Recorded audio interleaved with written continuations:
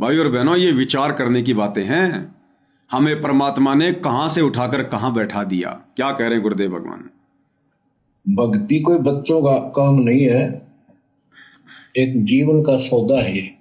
सबसे बड़ा सौदा ये है, परमात्मा की कृपा से आपको इस सौदे के करने का सही तरीका मिला, वो मिल गया, संपूर्ण अध्यात्म ज्ञान मिला। कभी विचार करते हो आप बैठ के कि बात बातों में ये क्या हो गया? प्रारंभ में इतनी रुचि नहीं होती जितनी अब आपकी बनती जा रही है, क्योंकि बच्चे प्रथम कक्षा में जब पढ़ते हैं तब उनका भाव कुछ और ही होता है। धीरे धीरे वो उच्च क्लासेस में पहुंच जाते हैं तो उनकी लगन विशेष हो जाती है। अब आपकी लगन विशेष होती जा रही है, आपका दिमाग, आपकी बुद्धि विकसित हो गई है। इसलिए आप कोशिश करते हो कि ज्यादा से ज्यादा समय भगवान की सेवा में, सुमरण में और सत्संग सुनने में। क्या कह रहे हैं गुरुदेव भगवान की बच्चों, क्या आपने कभी सोचा कि बातों बातों में क्या हो गया और अब आपकी रुचि भगवान की सेवा में, सत्संग सुनने में, भक्ति करने में विशेष तौर पर बनती जा रही है? और कह रहे हैं कि आपने सोचा ये बातों बातों में क्या हो गया। बातों बातों में गुरुदेव भगवान ने हमें सतलोक आश्रमों से बाहर निकालकर साध संगति में जोड़ दिया। बातों बातों में गुरुदेव भगवान ने साध संगति के माध्यम से वीडियो बनवा बनवा कर आप और हमें आध्यात्मिक ज्ञान से किस कदर परिचित करवा दिया। आज ब्रह्मा विष्णु महेश भी आप और हमारे सामने आध्यात्मिक ज्ञान चर्चा में टिक नहीं सकते, मुंह की खाकर जानी पड़ेगी। बातों बातों में गुरुदेव भगवान ने साध संगति के माध्यम से अपने आप को परमात्मा साबित करवा दिया। बातों बातों में हम गुरुदेव भगवान को परमेश्वर मानकर गीता अध्याय 3 श्लोक 13 के अनुसार उन्हें भोग लगा रहे हैं, भोग लगे अन्न को ग्रहण कर रहे हैं, पाप नाश कर रहे हैं। बातों बातों में हमने जिस संध्या आरती को हम रोज पढ़ा करते थे, जो पहली चौपाई है, पहली आरती हर दरबारे, तेज पुंज जहां प्राण उधारे, पाती पंच पोहप कर पूजा, देव निरंजन और न दूजा, कभी समझ नहीं पा रहे थे हम। बातों बातों में गुरुदेव ने साध संगति के माध्यम से अपनी 5 दीपक वाली थाल के साथ आरती उतरवानी शुरू करवा दी। बातों बातों में गुरुदेव भगवान ने हमें कितना दृढ़ बना दिया, हमें किस कदर मर्यादित भगत की श्रेणी में लाके खड़ा कर दिया। क्या विचार किया मैंने कभी ये बातों बातों में क्या हो गया? 8.5 अरब की जनसंख्या में से गुरुदेव ने मुट्ठी भर आत्माओं को छांटा, चुना भक्ति के लिए, और उन मुट्ठी भर आत्माओं से भी गुरुदेव भगवान ने रति भर आत्माओं को चुनकर अपने यथार्थ मिशन साध संगति से जोड़ दिया। क्या हमने कभी विचार किया कितनी बड़ी रजा, कितनी बड़ी मेहर? जय सतगुरु मिलते नहीं तो जाते नरक द्वार, नरक द्वार में दूत सब करते खेचा ताण, उनसे कभू न छूटता फिर फिरता चारों खान। जो भगत भाई बहन साध संगति से नहीं जुड़ेंगे, साध संगति से जुड़कर अपने गुरु को परमात्मा मानकर यदि भक्ति नहीं करेंगे, भैया एज इट इज मोक्ष से वंचित रहकर आने वाले समय में अन्य योनियों में सर्व कष्ट भोगने पड़ेंगे, सर्व कष्ट। ये ना सोचना कि गुरुदेव भगवान ने कह दिया कि जिसको सतनाम मिल जाता है वो फिर लक 84 में नहीं जाता। ये ब्रह्मा विष्णु महेश की पदवी कौन आत्मा प्राप्त करती है? जो इस कलयुग की बिचली पीढ़ी में सतनाम तो छोड़ो, जो सार नाम प्राप्त करती है, सतनाम नहीं, जो सार नाम तक प्राप्त कर लेती है और किसी कारण से वो रह जाती है, पार नहीं हो पाती है, वो आत्मा फिर ब्रह्मा विष्णु महेश की पदवी प्राप्त करती है, क्योंकि उसके पास भक्ति धन जबरदस्त होता है। और गुरुदेव क्या कहते हैं, फिर ये ब्रह्मा विष्णु महेश भी फिर लक 84 योनि में जाते हैं, लक 84 में अपना कर्म भोगने के लिए।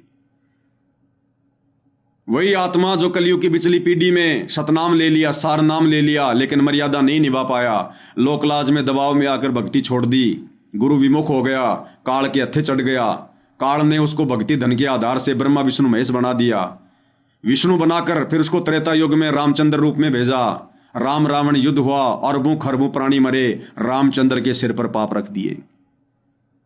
उसी आत्मा को फिर से द्वापर में श्री कृष्ण के रूप में भेजा, महाभारत का युद्ध करवा दिया, 18 करोड़ लोग मरवा दिए। वो करोड़ों पाप काल ने श्री कृष्ण के ऊपर, श्री विष्णु के सिर पर रख दिए। अब भैया कौन भोगेगा? वही भोगेंगे लक 84 में। तो इस बहम में मत रहना कि गुरु जी ने कह दिया लो हम तो टेंशन फ्री हो गए, अब चाहे पार हो ना हो कोई दिक्कत नहीं है। भैया ये परमात्मा क्यों कहते हैं, कहने के पीछे बहुत सारे रीजन होते हैं, ध्यान रख लेना। जो इस कलयुग की पिछली पीढ़ी में सतगुरु की शरण में आकर गुरु विमुख हो जाएगा या मर्यादा में रहकर भक्ति नहीं करेगा, पार नहीं हो पाया, सतगुरु उससे अन्य प्राणियों से भी ज्यादा नाराज होता है, अन्य प्राणियों से भी ज्यादा नाराज। क्योंकि अन्य प्राणियों को तो बेचारों को पता नहीं क्या भक्ति क्या भगवान, इसलिए वो तो गलतियां कर सकते हैं। सतगुरु की शरण में आने के बाद में गलती, फिर परमात्मा भैया बहुत नाराज होता है। तो भाई और बहनों, बातों बातों में गुरुदेव भगवान ने हमें साध संगति से जोड़ दिया।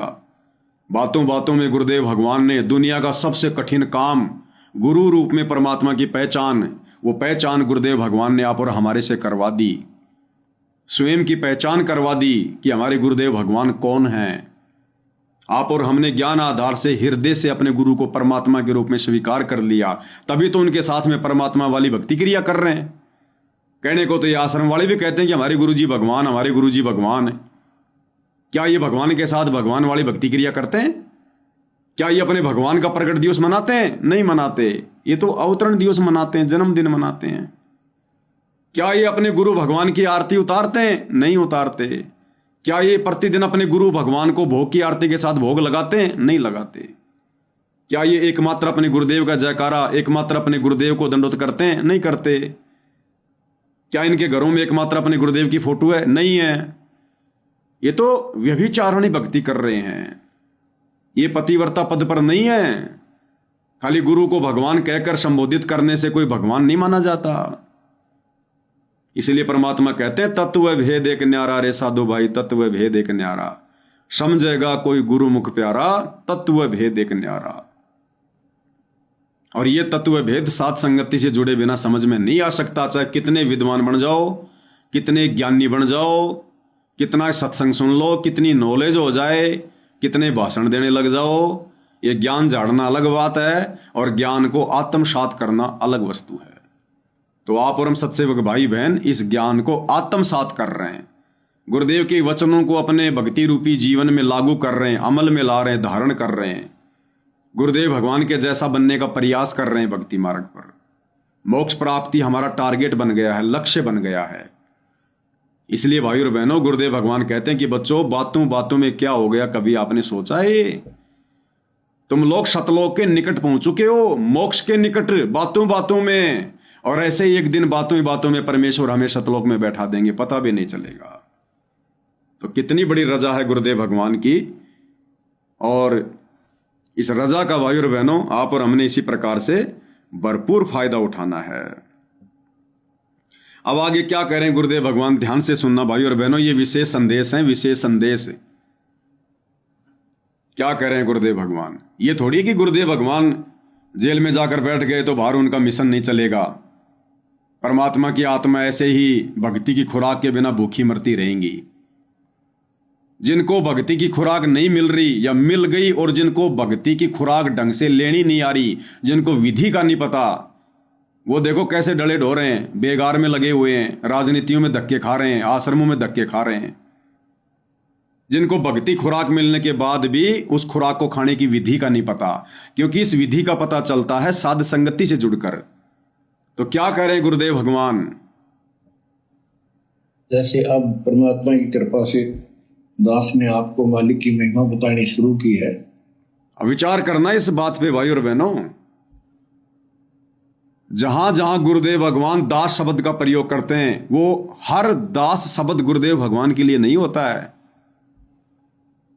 अपने आप को गुरुदेव भगवान बार बार दास शब्द कह के संबोधित करते हैं, लेकिन हर शब्द गुरुदेव भगवान के लिए नहीं होता। क्या कह रहे हैं, ध्यान से सुनो।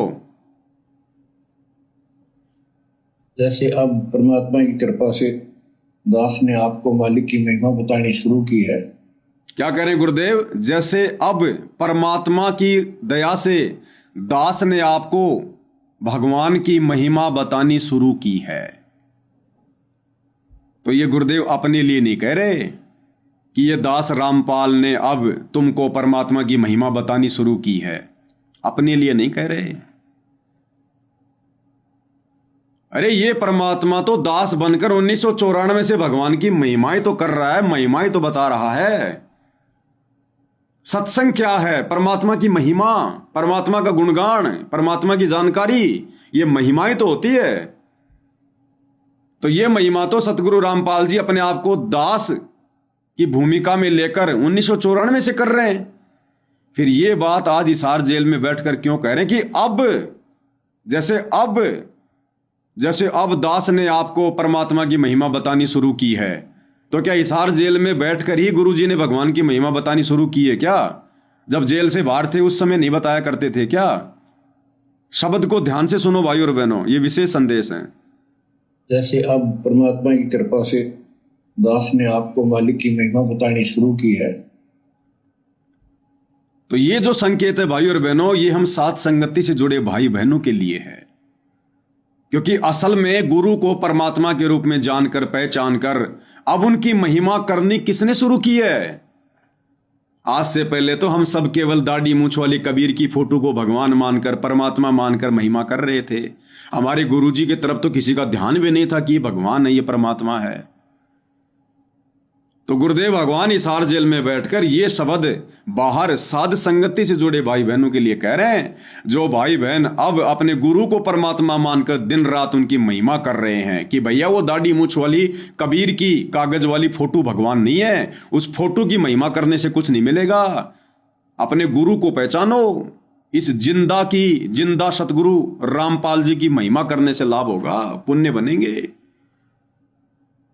अन्यथा गुरुदेव ये थोड़ी कहेंगे कि जैसे अब दास ने आपको परमात्मा की महिमा बतानी शुरू की है, तो गुरुदेव ने कोई जेल में बैठकर ही थोड़ी भगवान की महिमा बतानी शुरू की है। ये महिमा तो गुरुदेव तो 1994 से कर रहे हैं। तो ये आप और हम दास और दासियों के लिए गुरुदेव भगवान संकेत कर रहे हैं, जो साध संगति से जुड़े हैं। क्योंकि सतगुरु रामपाल जी की लाखों की संगत में से सतगुरु रामपाल जी को भगवान के रूप में जानकर, पहचान कर, उनके दास बनकर आज उनकी महिमा कौन कर रहा है बाहर? केवल साथ संगति से जुड़े भाई बहन। तो आप और हमारे लिए गुरुदेव भगवान ये संकेत कर रहे हैं। क्या कह रहे हैं? जैसे अब परमात्मा की कृपा से दास ने आपको मालिक की महिमा बतानी शुरू की है, इसमें भी आप तो बहुत अच्छी रुचि ले रहे हो। तो इससे सिद्ध हो गया कि आपको ये समझ आ चुकी है कि किया जाता है ये काम है। क्या कह रहे हैं गुरुदेव?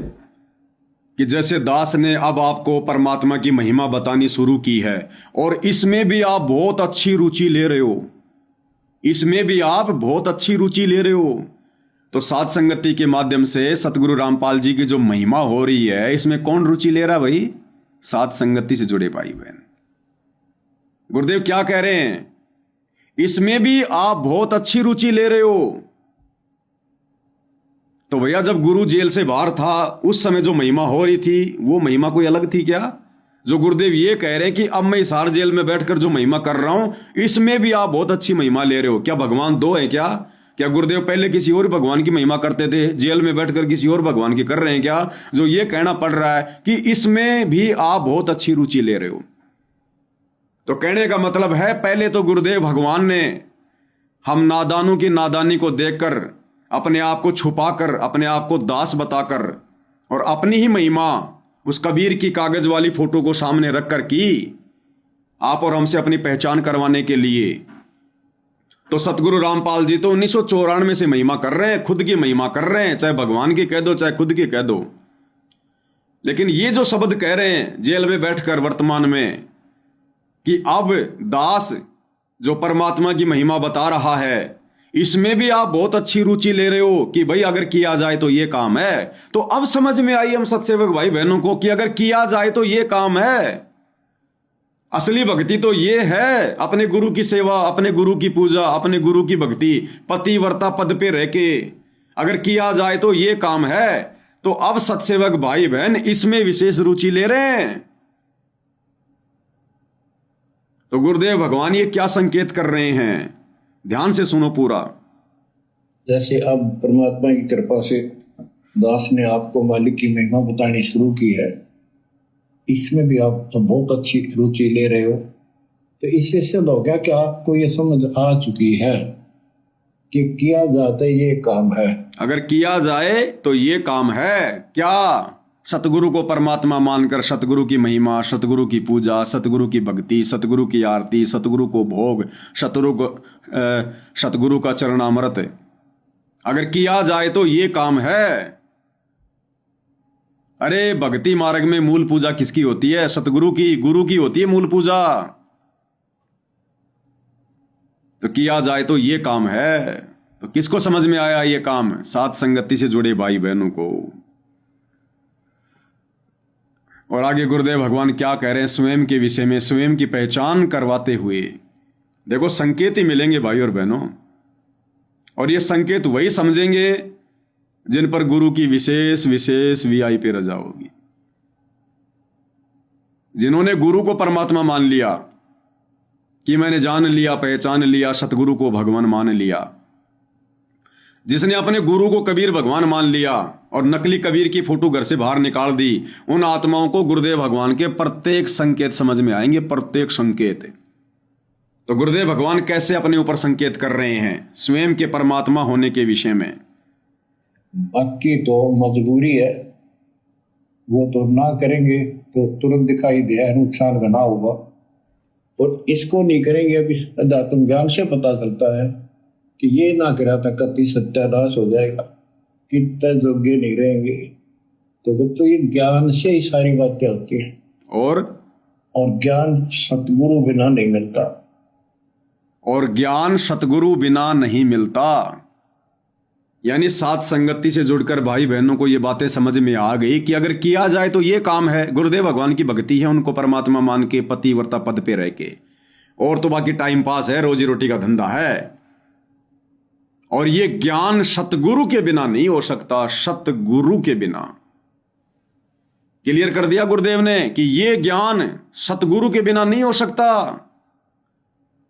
और सतगुरु की भूमिका कौन करता है भाई और बहनों? खुद कबीर परमात्मा। ये ज्ञान, जो ज्ञान गुरुदेव भगवान ने दिया, जो गुरुदेव भगवान दे रहे हैं, ये ज्ञान सतगुरु के बिना नहीं कोई दे सकता, हो ही नहीं सकता किसी को सतगुरु के बिना। और सतगुरु कौन होता है? खुद कबीर भगवान। तो फिर वर्तमान में सतगुरु कौन है जिन्होंने ये ज्ञान दिया, जो ज्ञान दे रहे हैं? सतगुरु रामपाल जी। तो सतगुरु कौन हुआ? खुद कबीर परमात्मा। हमारे गुरुदेव कौन हुए जो सतगुरु की भूमिका में है? खुद कबीर परमात्मा। सतगुरु पूर्ण ब्रह्म है, सतगुरु आप अलेख, सतगुरु रमता राम है, याम में मीन न मेख। कल इस वाणी का परमात्मा ने विस्तार से खुलासा करवा दिया था। सतगुरु पूर्ण ब्रह्म है, सतगुरु के अलावा और कोई ब्रह्म नहीं है, कोई कबीर नहीं है, कोई परमात्मा नहीं है। सतगुरु आप अलेख। दुनिया ने जिसको निराकार कह के छोड़ दिया, शास्त्र विरुद्ध साधना करने के चलते, कहते हो निराकार परमात्मा, जिसको तुमने निराकार निराकार कह के छोड़ दिया, जो सतलोक में साकार रूप में बैठा है। अलेख, जिसको तुम शास्त्र विरुद्ध साधना करके देख नहीं सकते, कहते वो सतगुरु ही है। सतगुरु पूर्ण ब्रह्म है, सतगुरु आप अलेख। और सतगुरु रमता राम है, या में मीन न मेख। सतगुरु ही धरती पर विचरण करता हुआ अपनी आत्माओं को ज्ञान देता है संत रूप में।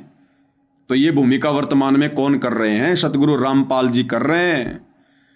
भक्ति की शुरुआत में हरियाणा के गांव गांव में, कभी राजस्थान के सोजत में, कभी पाली में, कभी उदयपुर में, कभी जोधपुर में, कभी जयपुर में। सन 2004 में परमात्मा जयपुर में आए थे। एक राजा पार्क नाम की जगह है, वहां पर एक